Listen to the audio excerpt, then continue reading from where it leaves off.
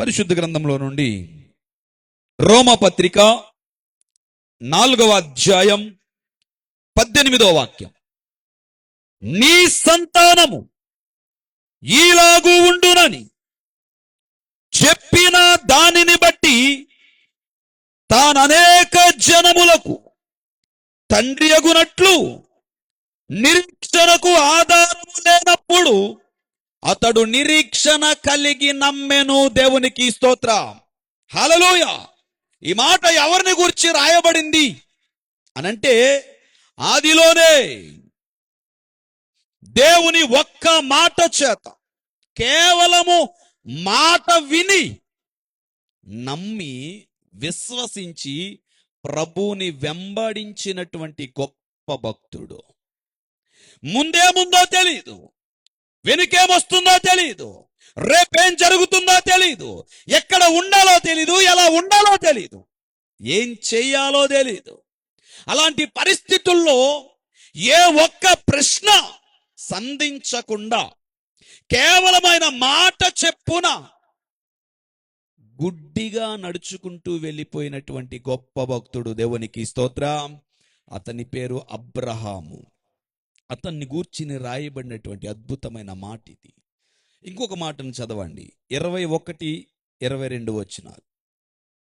అకిందే రోమపత్రిక 4వ అధ్యాయం 21-22 వచనాలు. దేవుని మహిమపరచి ఆయన వాగ్దానము చేసిన దానిని నెరవేర్చుటకు సమర్థుడని రూఢిగా విశ్వసించి విశ్వాసము వలన బలమునందెను. అందుచేత అది అతనికి నీతిగా ఎంచబడెను. దేవునికి స్తోత్రం, హల్లెలూయా. 3 వచనాల్లో 3 అద్భుతమైన శ్రేష్టమైన మాటలు ఒక్క వ్యక్తిని గూర్చి రాయబడ్డాయి. ఏమిటి అద్భుతమైన మాటలు అనంటే, నిరీక్షణకు ఆధారము లేనప్పుడు అబ్రహాము నిరీక్షణ కలిగి విశ్వాసము కలిగి అడుగులు ముందుకు వేసెను. దేవునికి స్తోత్రం, హల్లెలూయా. అసలు నిరీక్షణకు ఆధారమే లేదు, ఒక కార్యం జరుగుతాదనడానికి రుజువే లేదు, ఆధారం లేదు. అలాంటి సమయంలో అతడు ప్రభువుని నమ్మాను, ప్రభువుని విశ్వసించెను, ఆయన మీద ఆనుకొనెను, ఆయన మీద ఆధారపడెను. దేవునికి స్తోత్రం. ఆ విశ్వాసం ఏం చేసిందో తెలుసా? అబ్రహామును బలపరచింది. చెప్పండి, ఏం చేసింది? బలపరచింది. అది అతనికి నీతిగా ఎంచబడింది. దేవునికి స్తోత్రం.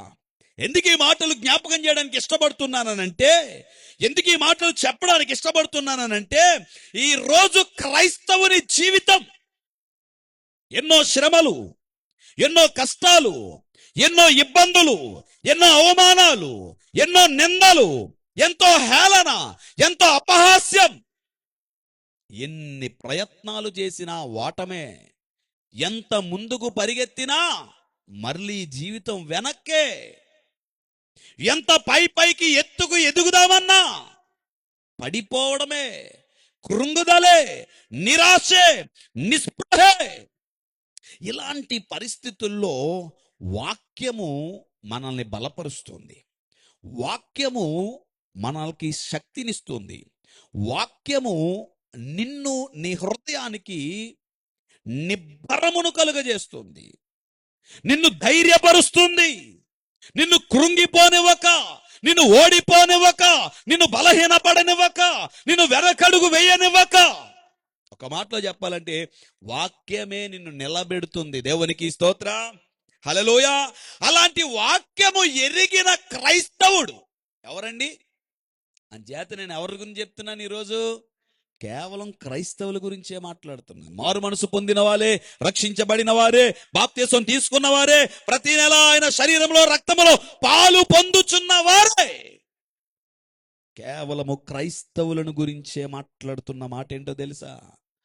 ఈరోజు ఏదో శ్రమ ఎదురైందని, కష్టం ఎదురైందని, ఇబ్బంది కలిగిందని తలపెట్టిన ఏ కార్యములోనూ విజయము సాధించట్లేదని, ఎప్పుడు ఓటమినే చవి చూస్తున్నామని, ఎంత చదివినా ఒక్క ముక్క కూడా బుర్రకెక్కడం లేదని, ఎంత రాసినా మార్కులు రావట్లేదని, ఎంత ప్రయత్నం చేసినా అసలు పాసే కావట్లేదని, చదువు పూర్తయిపోయి ఉద్యోగాల కోసం నిరీక్షిస్తుంటే ఎన్ని ప్రయత్నాలు చేసినా, ఎన్ని ఇంటర్వ్యూలకు వెళ్ళినా, ఎన్ని ప్రాంతాలకు తిరిగినా ఉద్యోగాలు రావట్లేదని, వ్యాపారాల్లో వృద్ధి చెందట్లేదని ఈరోజు క్రైస్తవుడు నిరాశ చెందుతూ ఉన్నాడు. ఈరోజు క్రైస్తవుడు నిరాశ చెందుతూ ఉన్నాడు. ఏ క్రైస్తవుడైనా లేదు, ఏ మానవుడైనా కానీ నా కుటుంబం బాగుండాలి, నా కుటుంబం సంతోషంగా ఉండాలి, మేమన్నీ కలిగి ఉండాలి, మేమన్ని దీవెనలు పొందుకోవాలి, మేము అన్ని ఆశీర్వాదాలు సంపాదించుకోవాలి, మేము ఉన్నతమైన స్థానంలో నిలబడాలి అన్న ఆలోచనే కలిగి ఉంటాడు. ప్రతి ఒక్కరికి అలాంటి ఆలోచనే ఉంటుంది. అయినా ఎన్ని ఆలోచనలు కలిగి, ఎన్ని ప్రయత్నాలు చేసి అడుగులు ముందుకు వేసినా ఆ ప్రయత్నాలన్నీ విఫలమైపోతున్నాయని, ఆలోచనలన్నీ కూడా గంగలో పోసినట్టు అయిపోతున్నాయని ఈరోజు క్రైస్తవుడు కృంగిపోతున్న వేళ ఈ మాటలు తెలియజెప్పడానికి ఇష్టపడుతూ ఉన్నాను. మీ అందరికీ అబ్రహాము బాగా సుపరిచితమే. ఏ సందర్భాన్ని గూర్చి ఈ మాట రాయబడిందో కూడా మనందరికీ సుపరిచితమే. ఇంచుమించుగా 90 నుండి 100 ఏళ్ల వయసు ఉన్నటువంటి అబ్రహాము ఆ సమయంలో తన భార్య గర్భము దాల్చుతాదనడానికి ఏమాత్రము నిరీక్షణ లేదు. అప్పటి వరకు లేని పిల్లలను ఇక మీదట కంటాడనడానికి ఏ ఆధారము లేదు. అందుకే అక్కడ రాయబడి ఆ ₹1,00,00,000 మాట అండి. అది ఆధారము లేనప్పుడు, చెప్పండి, ఆధారము లేనప్పుడు అబ్రహాము నమ్మెను. దేవునికి స్తోత్రం, హల్లెలూయా. ఎందుకు అంతగా నమ్మగలిగాడంటే ఆయన విశ్వాసం అలాంటిది. విశ్వాసమే బలం. క్రైస్తవుడి బలం ఏంటో తెలుసా? విశ్వాసమే. క్రైస్తవుడి బలం నమ్మకమే. క్రైస్తవుడి బలం ప్రభు మీద ఆధారపడడమే. క్రైస్తవుడి బలం ప్రభు మీద ఆనుకోవడమే. నిరీక్షణకు ఆధారము లేనప్పుడు కూడా, ఎట్టి పరిస్థితుల్లో 100కి 100% ఇది జరగదు అని తేల్చి చెప్పినప్పుడు కూడా క్రైస్తవుడు ప్రభువుని నమ్మి విశ్వసించి ఆయన మీద ఆధారపడి ఆనుకొని అతడి జీవితంలో, అతని కుటుంబంలో గొప్ప కార్యాలు, అద్భుత కార్యాలు పొందుకోవడం, దేవుని నామ మహిమార్థమై ఘనమార్థమై అతడు నిలవడం ఈరోజు నా ప్రభు నీ నుండి కోరుకుంటున్నాడు. దేవునికి స్తోత్రం, హల్లెలూయా. అవును ప్రియ దేవుని సంగమా, 100 సంవత్సరాల వయసు, 90 సంవత్సరాల వయసు, కొంచెం కూడా హోప్ లేదు, కొంచెం కూడా ఆశ లేదు. బహుశా ఆశలన్నీ వదిలేసుకున్నారు. ఇక మన బ్రతికి ఇంతే, ఇక మన జీవితాలు ఇంతే. ఎంత సంపాదించినా, ఎన్ని ప్రాంతాలు తిరిగినా, ఎన్ని పోగేసుకున్నా ఎప్పటికైనా మనమిద్దరమే. మన వెనకాల మహా అయితే కొంతమంది మన పరిచారకులు, మన సేవకులు ఉంటారు, మన పనివారు ఉంటారు. మనతో పాటు కొన్ని ఒంటెలుంటాయి, గేదెలుంటాయి, మేకలుంటాయి, గొర్రెలుంటాయి, ఒంటెలుంటాయి, గాడిదలుంటాయి. ఇంతే. ఇంకా మనకు పిల్లలు ఉండరు అని కూడా వారు ఒక నిర్ణయానికి వచ్చే ఉంటారు. అలాంటి పరిస్థితుల్లో, అది నేను చెప్పే సువార్త ఈ రాత్రి, అలాంటి పరిస్థితుల్లో, అలాంటి తరుణములో దేవుని మాటను అబ్రహాము నమ్మాను. దేవుడిచ్చిన వాగ్దానం మీద అబ్రహాము ఆనుకొనెను. దేవుని వాగ్దానానికి అబ్రహాము కట్టుబడి జీవించెను, దేవుని మీద విశ్వాసం ఉంచెను. అది అతనికి నీతిగా ఎంచబడెను. దేవునికి స్తోత్రం, హల్లెలూయా. ఎవరు నీతిమంతుడో తెలుసా?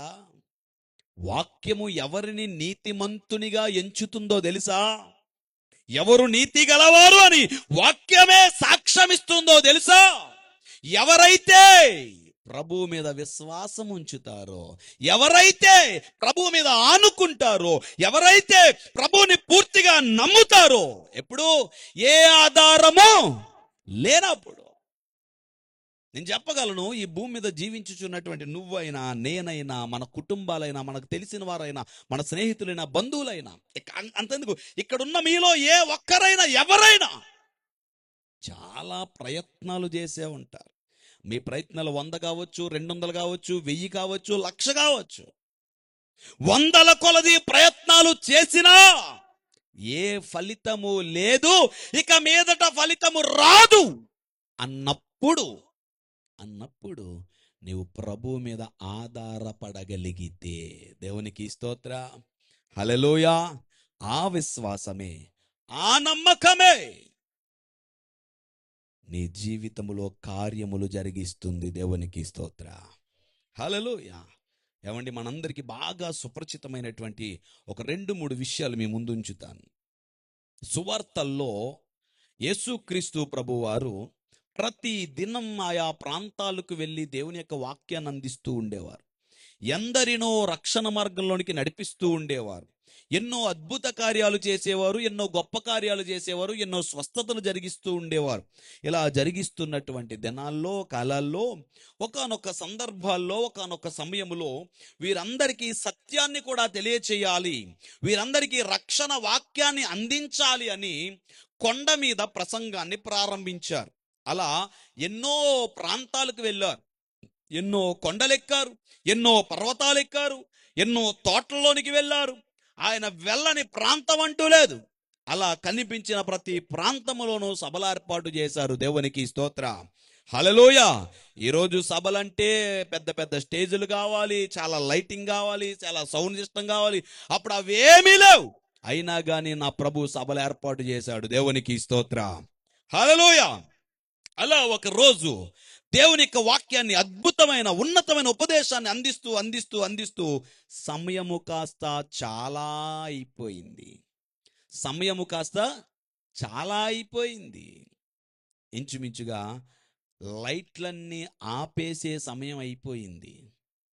ఇప్పుడు అందరూ ఆ ప్రసంగం అయిపోయిన తర్వాత మళ్ళా ఇంటికి వెళ్ళి వండుకోవాలంటే ఇబ్బంది. పోనీ దారిలో ఏవైనా రొట్టు ముక్క కొనుక్కుందామా అంటే దుకాణాలన్నీ మూసేస్తారు. ఇలాంటి పరిస్థితుల్లో ఎలా? శిష్యులు గబగబా క్రీస్తు దగ్గరికి వచ్చి, అయ్యా, ఇప్పుడు వీరందరికీ కడుపు నింపి పంపించాలి, ఇప్పటి వరకు వాక్యాన్ని అందించావు, ఇప్పుడు శరీర సంబంధమైన వాక్యాన్ని కూడా, ఆ ఆహారాన్ని కూడా వారికి అందిస్తే మంచిది అని ప్రభు దగ్గర మాట్లాడుతూ ఉన్నారు శిష్యులు. ప్రభు అంటాడు, మరి మన దగ్గర తినడానికి ఏమైనా ఉన్నాయా అంటే ఏమీ లేవు, ఏమీ లేవు. ఇప్పుడు ఎలా? ఇప్పుడు ఏం చేయాలి? ఎక్కడికి వెళ్ళాలి? ఏం తీసుకొచ్చి వీరికి పెట్టాలి అన్న సందిగ్ధంలో శిష్యులందరూ కంగారు పడిపోతుంటే ఒక చిన్న పిల్లోడండి, ఒక చిన్న పిల్లోడు వెనక ఎక్కడో మరి దూరంగా కూర్చున్నాడో, దగ్గరగా కూర్చున్నాడో, మధ్యలో కూర్చున్నాడో, ఒక పిల్లోడు జనాల మధ్యలో కూర్చున్నాడు. గబుక్కని లేచి అంటాడు, అయ్యా, ఇదిగో నా దగ్గర 5 రొట్టెలు 2 చేపలు ఉన్నాయి. దేవునికి స్తోత్ర, హల్లెలూయా. నేను ఎందుకు ఈ మాటను జ్ఞాపకం చేస్తున్నాను తెలుసా? నిరీక్షణకు ఆధారము లేనప్పుడు, చెప్పండి, ఎప్పుడు? ఆధారము లేనప్పుడు 5 రొట్టెలు ఎంతమంది తింటారు? 2 చేపలు ఎంతమంది తింటారు? అక్కడ ఇంచుమించుగా 10,000 మంది పైగానే జన సమూహం ఉన్నారు. ఎంత చిన్న ముక్కలు విరిపినా సరిపోద్దా? 10,000 మందికి సరిపోద్దా? సరిపోద్దా? ఎంత చిన్నగా ఇవ్వండి, కొంచెం కొంచెమే ఇవ్వండి, ఏదో ఒక బూందీ ముక్క అంత ఇవ్వండి. కార బూందీ తింటారా? బాగుంటుందా? ఓకే. సన్న బూందీ లడ్డు తెలుసా? పోని మీకు తెలుసా? పోని పంచదార పలుకు తెలుసా? అంత చిన్నదే ముక్కలు చేసేవ్వండి. సరిపోద్దా 10,000 మందికి? వస్తుందా 10,000 మందికి? 5 రొట్టెలు ఎక్కడ వస్తాయి సార్? అలా 10,000 మందికి రావాలంటే పంచదార పలుకంతే, పంచదార పలుకంతే ముక్కలు చేసి పంచినా 10,000 మందికి పంచాలంటే ఆ ఒక్కొక్క రొట్టె ఈ మాత్రం సైజు ఉండాలేమో బహుశా. రొట్టె ఎంత ఉంటుంది? నారిసేయి అంత ఉంటుంది మహా అయితే, కదా. ఇప్పుడు బేకరీకి వెళ్ళి మీరు 10 రూపాయలు ఇచ్చారంటే అది ఇంతే ఎత్తాడు, ఇంతే. బుట్ట కేకులు ఉంటాయి, చిన్నప్పుడు రూపాయన్నర ఉండే, ఇప్పుడు అదే అయిపోయింది 5 రూపాయలు 10 రూపాయలు. 6 కేకులు ఎడుతున్నాడు, దాంట్లో 30 రూపాయలు 40 రూపాయలు అంటున్నాడు. కూత అంతా పెద్ద లైటింగ్ ఎట్టి మంచి అద్దాలు ఎట్టి లోపల ఏసీ ఎట్టి 50 రూపాయలు అంటాడు. మరి ఆ ఏసీ బిల్లు ఎవడు కడతాడు? ఆ లైట్ల బిల్లు అద్దాలు అన్నీ ఎవడు కడతాడు? బిల్లు మనమే కట్టాలి కదా. ఇంత రొట్టె ముక్కలే 30 రూపాయలు 50 రూపాయలు అంటుంటే ఏమండి, అప్పట్లో ఆ రొట్టె ఎంత ఉంటుంది? మహా అయితే పొన్న అరచెయ్య, పొన్న 2 అరచేతులు కలిపినంత. అది ఎక్కడ సరిపోద్దండి 10,000 మందికి? సరిపోదు, అవకాశమే లేదు. ఈ మాట అందుకే జ్ఞాపకం చేస్తున్నాను. అస్సలు ఆధారమే లేదు, కొంచెం కూడా ఆశ లేదు. ఇలా జరుగుతాది, ఇలా సరిపోతాది, ఇలా పంచిపెట్టగలం అని ఒక్కడికి కూడా ఆశ లేదు. వెంటనే అక్కడ శిష్యులు అంటాడు, అరే 5 రొట్టెలు 2 ముక్కలు ఎవడికి సరిపోతారా? కూర్చో అట్లా కూర్చో. ఈ మాటను విన్న క్రీస్తు ప్రభువారు ఆ పిల్లవాడిని ముందుకు పిలిచాడు, శిష్యుని ముందుకు పిలిచాడు. 5 రొట్టెలు 2 చేపలు పట్టుకురమ్మన్నాడు. దేవునికి స్తోత్ర, హల్లెలూయ. ఆ రెండింటిని చేతులతో పట్టుకున్నాడు. ఒక చేతిలో రొట్టెలు, ఒక చేతిలో చేపలు పట్టుకున్నాడు.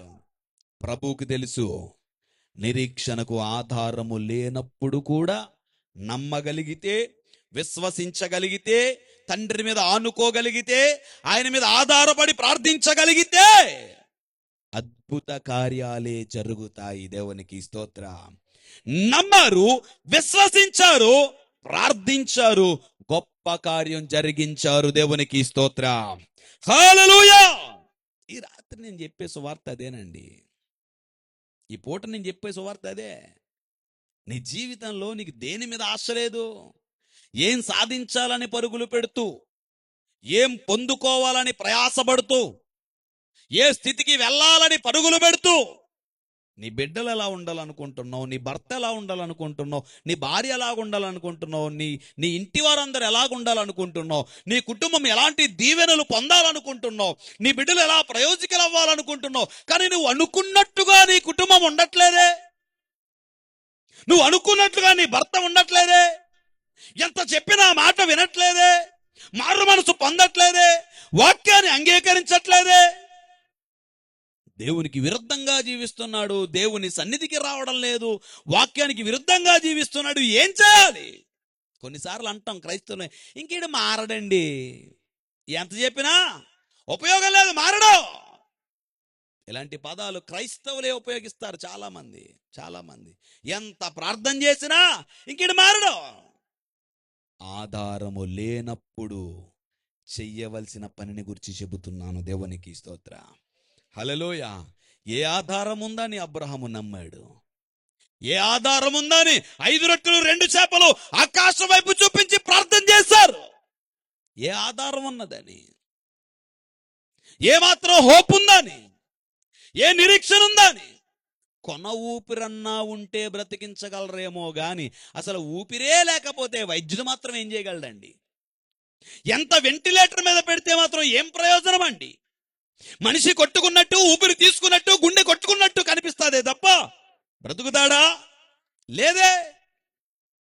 ఎంతో కొంత ప్రాణం ఉంటే ఏమైనా చేయొచ్చు గాని అసలు ప్రాణమే లేని ఒక శవాన్ని తీసుకెళ్తే ఏ వైద్యుడు ఏం చేయగలడు?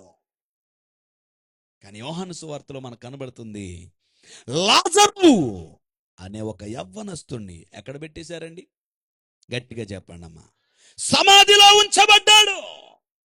ఎన్ని రోజులైంది? 4 రోజులైంది. ఇప్పుడు రాయి పక్కకి తీస్తే ఏమవుద్ది? దుర్వాసన వస్తుంది. ఈ విషయం అందరికీ తెలుసు. అప్పటికప్పుడే ప్రాణాలు పోయాయండి. గబగబా పరిగెత్తుకుని వచ్చావండి, 2 చేతులు పెట్టి దెబ్బ బాధేసామండి గుండెకాయ మీద. ఆ ఆగిపోయిన గుండెకాయ కూడా మళ్ళీ కొట్టేసుకుని బతికాడంటే ఓకే, మిరాకిల్. జరుగుతాయిగా అలాంటి. దాన్ని ఏదో అంటారు, ఏంటది? సిపిఆర్ అయినా, 2 ఇస్త్రీ పెట్లు ఎట్టి దానికి జలరాసి ఎట్టేస్తా ఉంటారు కదా, సిపిఆర్ అయినా. అలాంటిది ఏదో చేసి లేపేస్తామంటే ఓకే. ఆఖరిలో ఏదో ఆ కొన ప్రాణం ఉన్నప్పుడు ఏదో చేశారంటే ఓకే. మేము చేసాం ఒకసారి, నేను శివక్క అంటే నేను చూస్తున్నాను, అక్క బాధేస్తుంది. మరి బాధేయడం వల్లే కొమ్మని బుక్కని వెళ్ళిపోయాడేమో, మరి నాకు తెలియదు కానీ కాదా? హల్లెలూయా. ఆ, ఉన్నాడా కృష్ణ? లేడులే అనలేదు, పర్లేదు. వాళ్ళ మాయ. ఆఖరి పరిస్థితులు ఉన్నప్పుడు నేను గుమ్మం దగ్గర నుంచి చూస్తుంటే లోపలికి వెళ్ళి చెత్త కొట్టేస్తుంది పట్టుకుని. ఏం పాతకాక్షలు ఉన్నాయో అనుకుంటున్నాను నేను. ఏ అలా బాధేస్తున్నావే అంటే అంటదే, లేదు బాబు గుండెకాయ మీద కొడుతున్నాను గబుక్కని, మళ్ళీ ఏమైనా కొట్టుకుంటుందేమో అని. కొట్టుకోలేదు, కొట్టుకుపోయాడు. ఏమండి, కొన్నిసార్లు అలా జరుగుతాయి. నేను చెప్పే సువార్త ఏంటంటే, అలా కొంచెం కూడా ఆశ లేదు, కొంచెం కూడా ఆధారం లేదు, కొంచెం కూడా నిరీక్షణ లేదు, అప్పటికే సమాధిలో ఉంచబడి 4 రోజులు అయిపోయింది. అలాంటి సమయంలో ప్రభువా నీవిక్కడే ఉన్నట్లయితే నా తమ్ముడికి ఏం కాకపోతును. దేవునికి స్తోత్రం. హల్లెలూయా. నీవిక్కడే ఉన్నట్లయితే ఎంత బాగుండేదో కదా. అసలు నా తమ్మునికి ఏమీ కాకపోదును కదా, వాడు సురక్షితంగానే ఉండును కదా, వాడు ఇలా మరణమైకపోదును కదా, వాడిని సమాధిలో ఉంచకపోదును కదా. నా ప్రభు అంటున్నాడు, ఇప్పుడైతే ఏమైందమ్మా? ఇప్పుడైతే ఏమైంది? విశ్వాసం ఉంచు, నేనున్నాను. దేవునికి స్తోత్ర. హల్లెలూయా. నాకు చాలా ఇష్టమైన మాట అండి. మొన్న ఆదివారం కూడా చెప్పినట్టు గుర్తు. నువ్వు ఎప్పుడైతే బలహీనమైపోతావో, నువ్వు ఎప్పుడైతే శక్తిహీనుడు అయిపోతావో, నువ్వు ఎప్పుడైతే ఏమీ చేయలేని పరిస్థితికి దిగజారిపోతావో, అలా బలహీన పడిపోయిన ప్రతిసారి నీ పక్షాన బలవంతుడు నిలబడిపోతాడు. దేవునికి స్తోత్రం. హల్లెలూయా. yes, బలవంతుడున్నాడు మన పక్షాన, శక్తివంతుడున్నాడు మన పక్షాన, అద్భుతాలు చేయగలిగిన వాడున్నాడు, ఆశ్చర్య కార్యాలు జరిగించగలిగిన వాడున్నాడు. ఆయన ఏం చేస్తాడు తెలుసా? నీ పక్షాన నిలబడిపోతాడు. ఇశ్రాయేలీల పక్షాన ఎన్ని వందల సంవత్సరాలండి, అన్ని సంవత్సరాలు ఏం చేశాడు చెప్పండి గట్టిగా? నిలబడిపోయాడు. దేవునికి స్తోత్రం. నీ పక్షాన్ని నిలబడిపోతాడు. అది నేను చెప్పే సువార్త. లోపలుంటాయే నిరీక్షణ ఉంచండి, నమ్మండి, విశ్వసించండి, ఆధారపడండి, అనుకోండి, రాయి బొర్లించండి. దేవునికి స్తోత్ర. హల్లెలూయా. ఊహకు అందుతుందా? రాయి ఎందుకు తీస్తున్నారా అన్న సందిగ్ధంలో ఉంటారు, అయోమయంలో ఉంటారు. ఇంకొంతమంది వెనకుండి సనుక్కునే వాళ్ళు కూడా ఉంటారు, కొనుక్కునే వాళ్ళు కూడా. అయ్యయ్యో అపచారం, అపచారం, ఏంటి ఎంత పని చేస్తున్నాడు అంటారా? అనరా? ఎందుకనరండి? ఎందుకనరు? యేసుక్రీస్తు ప్రభు వాళ్ళు శిష్యులందరూ వచ్చి కూర్చుని భోజనం చేస్తుంటేనే అర్రెర్రెర్రెర్రే చేతులు కడుక్కోలా, కాళ్ళు కడుక్కోలా, ఇలాగొచ్చి కూర్చుని తినేస్తున్నారండి అయ్యా అనలేదా? అన్నారుగా. మరి అలాంటిది లోపల పెట్టేసి 4 రోజులు అయిపోయిన తర్వాత రాయి తీయమంటే అనరా? అంటారు. అలా అనేవాళ్ళు చాలామందే ఉంటారు. అయినా కానీ నిరీక్షణకు ఆధారము లేని సమయములో ప్రభు కార్యము జరుగుతుందని నమ్మి, విశ్వసించి, ఆనుకొని, ఆధారపడి, ఒకవేళ చుట్టుపక్కల వాళ్ళు చాలామంది ఇబ్బంది పెట్టుంటారండి. మనకి వాక్య భాగంలో రాయించినప్పుడు రాయి బొర్లించమని ప్రభువు చెప్పారు, వెంటనే వాళ్ళు తీసాను. నిజంగా వెంటనే అలా జరిగిపోయిందంటారా? ఎంతమంది వ్యతిరేకించుంటారు, కానీ పక్కనే ఉన్న మరియ గారు విశ్వసించారు. మార్త నమ్మిక ఇచ్చింది, కార్యం జరుగుతుందని ఎరిగి ఉన్నారు, వాళ్ళు నమ్మి ఉన్నారు, వారు విశ్వసించి ఉన్నారు, ప్రభు మీద ఆనుకున్నారు. అద్భుత కార్యమే జరిగింది. 4 రోజులుగా లోపల ఉన్నవాడు నడుచుకుంటూ బయటకు వచ్చాడు. దేవునికి స్తోత్ర. హల్లెలూయా. ఏమండి, ఎన్ని అద్భుతాలండి ప్రభు జరిగించినవి, ఎన్ని గొప్ప కార్యాలండి ప్రభు జరిగించినవి. ఒకటా రెండా? వాక్యంలో ఎన్ని ఎన్ని ఎన్ని చెప్పొచ్చు. ఎవరో ఒక ఆయన ఫోన్ చేసి మాట్లాడుతూ, ఎవరికో బాగాలేదు, ఒంట్లో బాగాలేదు, హాస్పిటల్లో పెట్టారు, ఐసీయూలో పెట్టారు, పరిస్థితి కొంచెం క్రిటికల్గా ఉందని డాక్టర్ గారు చెప్తున్నారు. నేనైతే ప్రభువా తీసుకెళ్ళిపో అని ప్రార్థన చేస్తున్నాను. బోల్డ్ మంది చేస్తారు అలాంటి ప్రార్థనలు. అయ్యో, అన్ని బాధలు పడే బదులు, అన్ని కష్టాలు పడే బదులు, కొట్టుకునే బదులు తీసుకెళ్ళిపోతేనే బాగుండి ప్రభు అని. చేశారా ప్రార్థన ఎప్పుడైనా? అలాగా చేశారా అలాంటి ప్రార్థనలో? చేస్తాం, ఎందుకు చెయ్యం కదా. ఐసీయూ ముందు అద్దంగా నిలబడి చూసినప్పుడు అయ్యే వస్తాయి ప్రార్థనలు. రే బిడ్డ ఎంత కష్టం పడుతున్నాడు. ఎందుకు కష్టం పడేదంతా లోపల ఉన్న బిడ్డ కాదు, బయట ఉన్న బిడ్డ. లాగేస్తా ఉంటారు కదా, పోసేస్తా ఉండాలి కదా, వేలుకి వేలు, లక్షలు. ఈ కష్టాలన్నీ పడలేక ఈడేమని ప్రార్థన చేస్తాడంటే, అయ్యో బాబు మొత్తం తరిగిపోతుంది, గని అంతా తరిగిపోతుంది, ఎందుకు వచ్చిన గొడవ, ప్రభు అతి తీసుకెళ్ళిపోతేనే బాగుంటుంది అని ప్రార్థనలు చేస్తూ ఉంటారు. ఏ ఆధారము లేనప్పుడే నువ్వు ప్రభు మీద ఆనుకుంటే గొప్ప కార్యాలు జరుగుతాయి. దేవునికి స్తోత్ర. హల్లెలూయా. అన్నీ ఉన్నవాడు నమ్మడం వేరు, ఏమీ లేనివాడు నమ్మడం వేరు. ఏదో ఒక ఆశ ఉన్నవాడు నమ్మడం వేరు, ఏ ఆశ లేనివాడు నమ్మడం వేరు. ఎంతో కొంత నిరీక్షణ ఉన్నవాడు నమ్మడం వేరు, ఏ నిరీక్షణ లేనివాడు నమ్మడం వేరు. ఇప్పుడు చెప్పబడిన ప్రతి వ్యక్తి ఏ ఆధారము లేని పరిస్థితుల్లో నమ్మిన వారే. దేవునికి స్తోత్ర. హల్లెలూయా. డాక్టర్లు చెప్తారు ఇక అవకాశం లేదు, డాక్టర్లు చెప్తారు ఇంకా పిల్లలు పుట్టరు, డాక్టర్లు చెప్తారు ఇక బ్రతకడు, నిమిషాలు మాత్రమే లెక్క పెట్టుకోండి, కుదిరితే ఇప్పుడే తీసుకెళ్ళిపోండి. ఏ ఆధారం లేనప్పుడే ఏం చేయాలి? నమ్మి ప్రార్థన చెయ్యాలి. దేవునికి స్తోత్ర. హల్లెలూయా. ఎస్, సహజంగా నేటి క్రైస్తవుడు చిన్న చిన్న వాటికే కృంగిపోతున్నాడు, చిన్న చిన్న బలహీనతలకే పడిపోతూ ఉన్నాడు, చిన్న చిన్న కష్టాలకే ఏడుస్తూ ఉన్నాడు, చిన్న చిన్న శ్రమలకే, కొన్ని వ్యతిరేకతలకే, కొన్ని శోధనలకే బలహీన పడిపోతున్నాడు. బలహీన పడిపోయి కృంగిపోయి విశ్వాసములో దిగజారిపోతున్నాడు, దేవుని సన్నిధికి దూరం అయిపోతున్నాడు, దేవుని వాక్యానికి దూరం అయిపోతున్నాడు. అందుకనే కార్యాలు చూడలేకపోతున్నాడు, అద్భుతాలు పొందలేకపోతున్నాడు. ఒక మాటలో చెప్పాలంటే ఈరోజు క్రైస్తవుడి విశ్వాసం అంతా ఎప్పుడు తెలుసా? వాక్యం వింటున్నప్పుడే.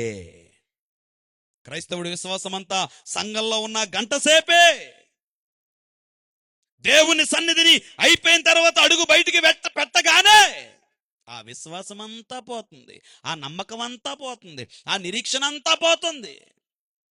వాక్యం అయిపోయి ఆమెనన్న తర్వాత విన్నదంతా మర్చిపోతున్నాడు, విన్నదంతా మర్చిపోతుంది. ఏమండి, ఎన్ని వందల ప్రసంగాలు వినుంటామండి, ఎన్ని వేల ప్రసంగాలు వినుంటామండి. యూట్యూబ్ వేదికగా, టీవీల ద్వారా, లైవ్లో ఎంతో పెద్ద పెద్ద గొప్ప గొప్ప దైవ సేవకులు వేల కొద్ది లక్షల కొద్ది వాక్యాలు అందించారు.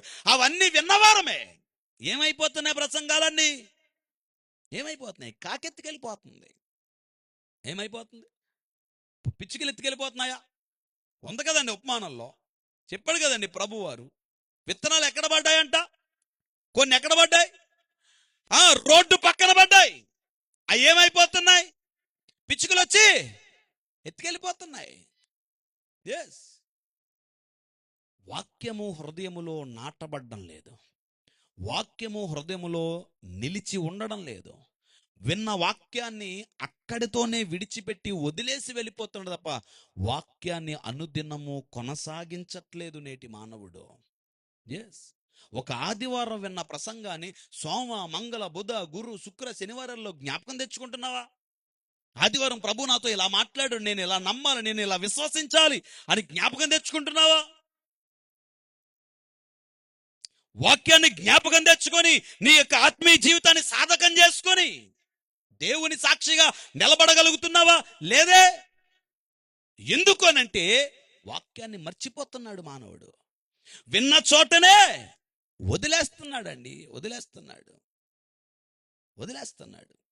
అందుకే విశ్వాసములో దిగజారిపోతున్నాడు, నమ్మకములో దిగజారిపోతున్నాడు. అతని జీవితంలో, కుటుంబాల్లో కార్యాలు పొందలేకపోతున్నాడు. కానీ అబ్రహాం అలాంటి పని చేయలేదు, క్రీస్తు అలాంటి పని చేయలేదు, లాజరు విషయంలో ప్రభు అలాంటి పని చేయలేదు. వారు నిరీక్షణకు ఆధారము లేనప్పుడు వారు నిరీక్షణ కలిగి ప్రభువుని నమ్మారు. అది వారికి ఆత్మీయ జీవితానికి బలము తెచ్చింది, అది వారికి నీతిగా ఎంచబడింది. దేవునికి స్తోత్ర. హల్లెలూయా. ఈ పూట నేను చెప్పే సువార్త, నీ జీవితంలో అద్భుత కార్యాలు చూడాలంటే, నీ జీవితంలో గొప్ప కార్యాలు పొందాలి అంటే, చదువుతున్న బిడ్డలు జ్ఞానమును సంపాదించి ఉన్నతమైన చదువును అభ్యసించి వారు స్థిరపరచబడాలంటే, కుటుంబాలు కట్టబడాలంటే, కుటుంబాలు దీవించబడి ఆశీర్వదించబడాలంటే, వ్యక్తులు మారు మనసు పొందాలంటే, రక్షణ పొందాలంటే, ప్రభు సాక్షిగా జీవించాలంటే, ఎందరో లోకములో పడి తిరుగుచున్నటువంటి వారు, మారు మనసు పొందనటువంటి వారు, కొన్ని వ్యసనాలకు అలవాటు పడిపోయినటువంటి వారు, కొన్నింటికి బానిసలుగా అయిపోయినటువంటి వారు మార్పు చెందాలంటే ఆలోచించు దేవుని సంగమా, ప్రభు మీద నువ్వు ఆధారపడాలి. దేవునికి స్తోత్ర. ఆయన మీద నువ్వు ఆనుకోవాలి. నువ్వు ఆనుకొని ఆధారపడి ప్రార్థన చేయి. కార్యాలు ఎందుకు జరగవు? అద్భుతాలు ఎందుకు జరగవు? వాక్యములో రుజువులే ఉన్నాయి కదండి. అప్పుడంటే ఏ ఆధారము లేదు. మునుపెప్పుడు కూడా అలాంటి కార్యాలు జరిగాయా? జరగలేదు. ఎక్కడైనా విన్నారా? వినలేదు. అబ్రహాం విన్నాడండి ఇంతకుముందు ఎలా జరిగిందని? వినలా. ఎక్కడ చూసాడా ఎలా జరిగిందని? చూడలా. మనందరికి నోవాహు బాగా తెలుసుగా. వాడ నిర్మించడానికి సిద్ధపడ్డాడు. అంతకుముందు ఎప్పుడైనా వాడ ఉందా? ఎక్కడైనా టీవీలో ఏమన్నా చూశాడేమో, గూగుల్లో కొట్టుంటాడు వాడ ఎలాగుంటుందో. ఉన్నాయా అసలు ఇంతకుముందు? లేదు. ఎప్పుడు చూడలేదు, ఎక్కడ వినలేదు. కానీ దేవుని మాటను ఆధారం చేసుకుని వాడను నిర్మించడం ప్రారంభించాడు. దేవునికి స్తోత్ర. హల్లెలూయా. నేను చెప్పే సువార్త అదే. ఏ ఆధారం లేనప్పుడు చాలా మంది భక్తులు ప్రభు మీద ఆనుకొని అద్భుతాలే చేశారు. దేవునికి స్తోత్ర. హల్లెలూయా. ఈరోజు మనకి ఆధారం ఉంది. ఆధారం ఉంది. నువ్వు బలహీన పడిపోతున్న ప్రతిసారి నిన్ను బలపరచడానికి నీకు ఒక ఆధారం ఉంది. నువ్వు కృంగిపోతున్న ప్రతిసారి నిన్ను లేవనెత్తడానికి నీకు ఒక ఆధారం ఉంది. నువ్వు పడిపోతున్న ప్రతిసారి నిన్ను నిలబెట్టడానికి నీకు ఒక ఆధారం ఉంది. నువ్వు వృద్ధి చెందడం లేదా? నువ్వు ఆశీర్వదించబడ్డం లేదా? నీ జీవితంలో గొప్ప కార్యాలు జరిగించి నిన్ను, నీ కుటుంబాన్ని ఉన్నతమైన స్థానంలో నిలవబెట్టడానికి వాక్యం అనే ఒక ఆధారం నీకుంది. దేవునికి స్తోత్ర. ఈరోజు క్రైస్తవుడికి ఆధారం ఉంది. ఉండి కూడా నమ్మలేకపోతున్నాం, ఉండి కూడా విశ్వసించలేకపోతున్నాం. అది ఇప్పుడు నేను చెప్పే సువార్త. అంచేత దేవుని సంగమా, నమ్ముదాం, విశ్వసిద్దాం. ఆ విశ్వాసమే నిన్న ఆత్మీయ జీవితంలో, ప్రార్థనా జీవితంలో, వ్యక్తిగత జీవితంలో, కుటుంబ జీవితంలో బలపరుస్తుంది. అదే నీకు నీతిగా ఎంచబడుతుంది. దేవునికి స్తోత్ర. హల్లెలూయా. అంచేత కష్టాలు వచ్చినా, శ్రమలు వచ్చినా, బాధలు వచ్చినా, కన్నీరు వచ్చినా, వేదన వచ్చినా కృంగిపోవద్దు, బలహీనపడొద్దు. మరి ముఖ్యంగా దేవుని గురించి, వాక్యాన్ని గురించి నోరు జారద్దు. దేవుడు ఏం చేస్తాడులే, దేవుడు ఏం కార్యాలు చేస్తాడులే మాటలు మాట్లాడొద్దు. ఏం చేయాలి? దేవుని మీద ఆధారపడిపోవాలి, ఆయన మీద ఆనుకోవాలి. ఖచ్చితంగా నీ జీవితంలో అద్భుత కార్యాలు జరిగిస్తాడు. దేవునికి స్తోత్ర. హల్లెలూయా. నీ జీవితంలో గొప్ప కార్యాలు చేస్తాడు. నిన్ను ఉన్నతమైన స్థానంలో నిలబెడతాడు. నిన్ను ఆయన సాక్షిగా ఈ భూమి మీద జీవింప చేస్తాడు. అట్టి జీవితం, అట్టి స్థితి, అట్టి ఉన్నతమైన స్థానం, అట్టి దీవెనలు, ఆశీర్వాదములు, అట్టి మార్పు ఈ వాక్య విన మనందరి జీవితాలు, మనందరి కుటుంబాలు ప్రభు అనుగ్రహించునుగాక. ఆమేన్. ప్రార్థన చేసుకుందాం. తల్ల వంచండి. ఒక చిన్న ప్రార్థన. ప్రభువా, నిరీక్షణకు ఆధారము లేనప్పుడు, ఏ చిన్న నిరీక్షణ లేనప్పుడు, కొంచెం కూడా ఆశ లేనప్పుడు, కొంచెం కూడా హోప్ లేనప్పుడు, మునుపెప్పుడు చూడలేదు, మునుపెక్కడ వినలేదు, అలాంటి పరిస్థితుల్లో కూడా భక్తులు నీ మాటను నమ్మారు, నీ మాటను విశ్వసించారు. నువ్వు కార్యాలు చేస్తావని, అద్భుతాలు చేస్తావని నీ మీద ఆనుకున్నారు, నీ మీద ఆధారపడ్డారు. అందుకే వారి జీవితాల్లో అద్భుతాలు చూశారు, వారి జీవితాల్లో గొప్ప కార్యాలు పొందుకున్నారు. ఈరోజు మా దగ్గర ఆధారం ఉన్నాయా? నీ వాక్యం ఉన్నాయా? బలవంతుడు అయినా, శక్తివంతుడు అయినా, గొప్ప కార్యాలు చేయగలిగిన నీవు మా ప్రాంతాన్నే నిలబడిపోయావు. నీ ఉండగా మాకే భయము లేదు, నీ ఉండగా మాకే చింత లేదు, నీ ఉండగా మాకే కృంగుదలాలే, మాకే బాధ, మాకే వేదన. ఎందుకంటే బలహీనమైన ప్రతిసారి బలవంతుడుగా నువ్వు మా పక్కన ఉన్నావు తండ్రి.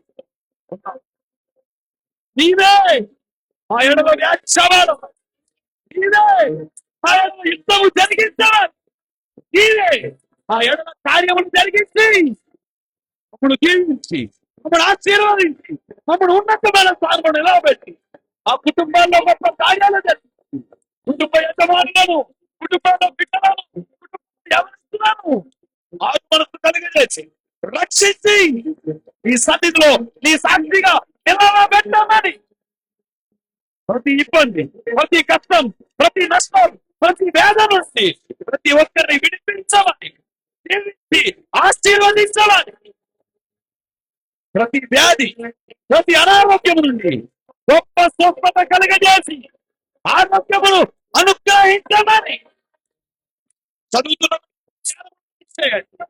ఉద్యోగం చేస్తున్న వారిని వృద్ధి చేయండి, వ్యాపారాలను వృద్ధి చేయండి, ప్రతి ఒక్కరిని, ప్రతి కుటుంబం ఉన్నతమైన స్థానంలో నిలవబెట్టడం.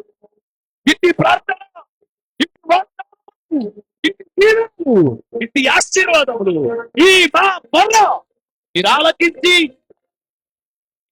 ఈ పాద సన్నిధిని చేర్చినటువంటి ఆ ఎడల నీ కనికరము, నీ కృప, నీ దయ మాకు అనుగ్రహించి ఆ ఎడల మా బిడ్డల ఎడల, మా కుటుంబ సభ్యుల, మా కుటుంబం ఎడల అద్భుత కార్యాలే జరిగించి, గొప్ప కార్యాలే జరిగించి నీ నామ మహిమార్థమే ఘనమార్థమై మమ్మల్ని నీ సాక్షులుగా సమృద్ధి ఆరోగ్యం ఇచ్చి ఫలింపజేసి స్థిరపరచును గాక.